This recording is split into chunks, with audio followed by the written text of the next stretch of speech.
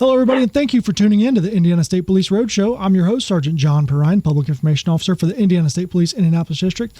The Roadshow is brought to you by the Indiana State Police Alliance and Cops for Kids, a subsidiary of the State Police Alliance.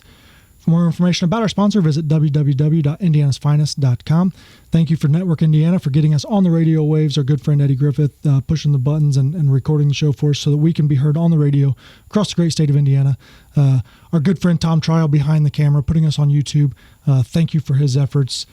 Unbelievable what he has done for our department, grabbing the historical videos and categorizing those and putting them on YouTube and other places. So thank you for that. Back again in studio this week is Captain Ron Galavez. Thanks for coming. John, thanks for having me. Appreciate it.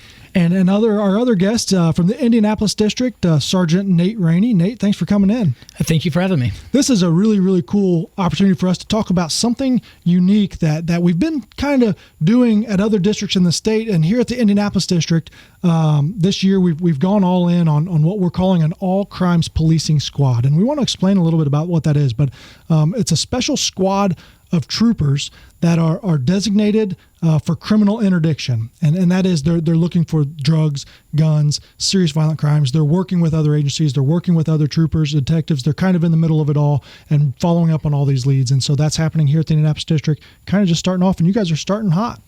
Yeah, I mean, I think you covered it all there. I mean, we can go now. Yeah. So, it's been great. So Sergeant Rainey's background is very impressive, and I'm not going to go too far into it because I know he wouldn't want me to, but he spent most of his career in drug investigations in the drug section. And I know him, and I know for a fact that he's not one that stops. He will take the what seems like the smallest of crimes or the smallest of investigation, and he'll spin that thing up into a snowball, and before you know it, he's arresting serious violent felons. And so more perfect person to lead this squad of troopers as he came back to the district as a squad sergeant. So now he is supervising a group of, is it 7 troopers? We have 6 troopers and me, and I work right alongside with them. So, there's 7 of us. Yeah, and I've already heard in the few short weeks that we've had this squad formed, you guys are already putting people in jail that deserve to be in jail. Yeah, we're doing what we can. When we look at it, we try to look at what does the public need from the state police. What does the citizens need out there, and that's what we're trying to do. We're trying to make a difference and make an impact in our communities. So here at the Indianapolis, our troopers are very busy. Last year, they took over 25,000 calls. We investigated over 9,000 crashes, and so for the most part, with the manpower that we have at the district, they respond to those calls, and we do so in a timely manner. We cover the district 24/7, 365 days a year with 53 troopers. And so with 9,000 crashes, they're reactive to those. Now we've taken this squad. You guys will still respond to those crashes if needed. You respond to those calls if needed, but the vast majority of your shifts are going to be following up on leads that maybe you've produced yourself or that have been given to you from other troopers.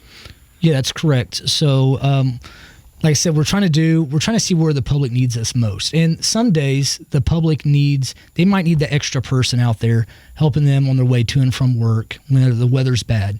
And there's a lot of days that they need us out there trying to interdict crime before it makes it to their neighborhoods, before it makes it to their houses. And that's what we're trying to do. And Captain, the Indiana State Police is a full-service police agency, and when we use the term all-crimes policing because that's a squad that was developed over a few years ago, but essentially all troopers enforce all crimes. This isn't anybody that's looking for specific crimes, but they do things different throughout the entire state. You came from a different district where things were a little bit different, so kind of just talk about the difference between what a trooper's day-to-day is and maybe what the goal of this squad is to do. You know, when you're looking at a day-to-day, you know, once you get outside of a metropolitan area like Indianapolis, Fort Wayne, Evansville, it's rural, and we're an assist agency. So we're taking calls for service, whether it's a theft, a burglary, everything else in between. So the troopers are generating their own activity, making on-site arrests if necessary, but gathering, pertinent intelligence, maybe connecting one crime to another. And sometimes, again, based on their call volume and the things that they have going, they may not always have that opportunity to do a complete, thorough follow-up, whereas Sergeant Rainey's squad, and there's a number of those around the state, like you mentioned, can take that football and carry it forward.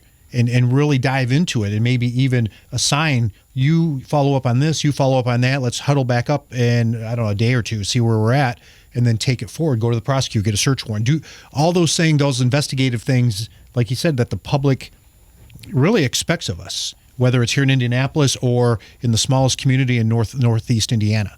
So, again, they're all working together. They're all tying criminal investigation and interdiction together. Yeah. And this squad was selected based on their I guess what they've done, right? Their characteristic, their motivation, their experience, and so the troopers that are on this squad are experienced in these types of investigations, and oftentimes we work off of intelligence. A lot of intelligence is coming into the Indiana State Police all the time from every different angle. Not only is it being volunteered, but we're also going out and finding that intelligence, and sometimes we come across information that requires us to work in a specific area looking for a specific crime. And that's where you guys are going to come in. Is we're going to look at that data, we're going to run the statistics, we're going to listen to the intel, and we're going to say, hey, at this time, at this location, we've had an increase in serious violent crime. What do we do about it? And how do we go about that? Well, so yesterday I had one trooper alone that wrote, I believe, 5 search warrants. It's taking the typical traffic stop or call for service beyond that initial stop. Mm-hmm. And like you said, we have troopers every single day all over the state that does this. We're just fortunate enough that we have one squad that's able to work closely with not only our district investigations and our drug enforcement section, but also work closely with federal agencies. Mm-hmm. There's a couple of us on the squad that is prior task force to federal agencies, whether it be DEA or Homeland Security, and be able to use those relationships not only to just impact crime on the surface, but what can we do to have successful prosecution? And what is the best route for successful prosecution? Do we take it through state court? Do we take it through federal court? And then we take the intel we gather on every traffic stop or every encounter, whether it be a search warrant, and we compile that. And then we run. I'm a numbers guy. And I know that's a thing that's hated everywhere, people that crunch numbers and stuff, but I'm a list maker. Mm-hmm. And where does it make most sense for us to work and what we're doing and the type of work we're doing? And then we compile statistics and numbers and trends, because that's things that cannot be disputed. You cannot dispute trends.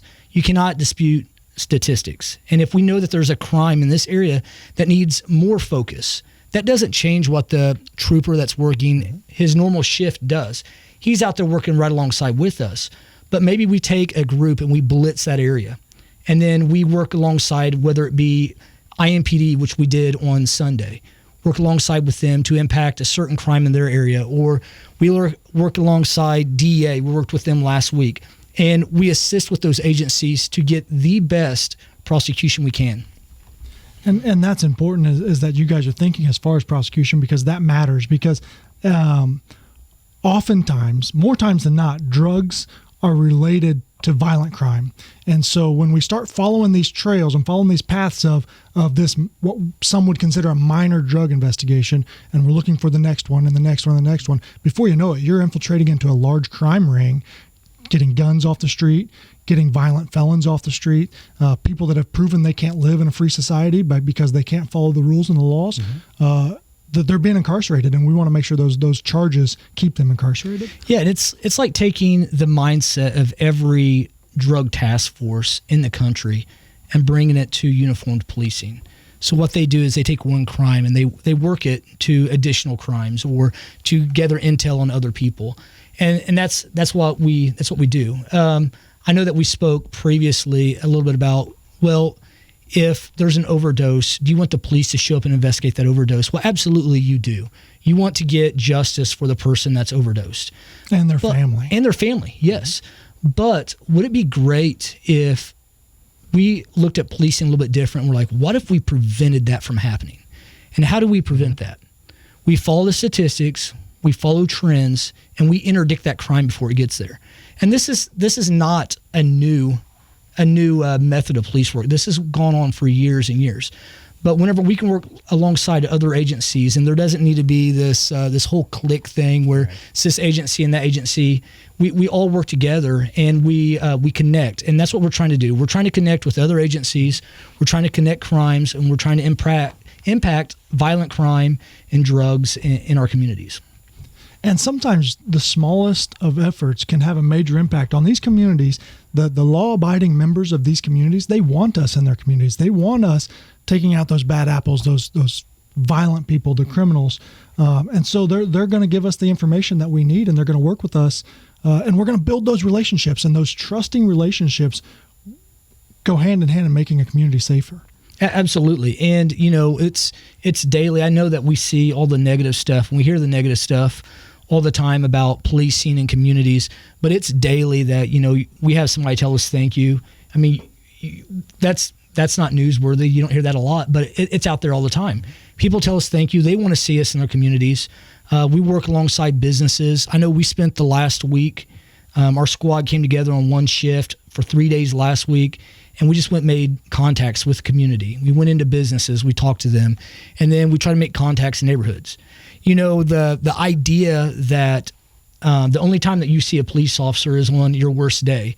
And I know as a younger police officer, it's always heard, people only deal with us on their worst day. It doesn't have to be like that. Yeah. And I think that's a change that's happening in the law enforcement culture, is that, we're getting out there and we're trying to impact stuff.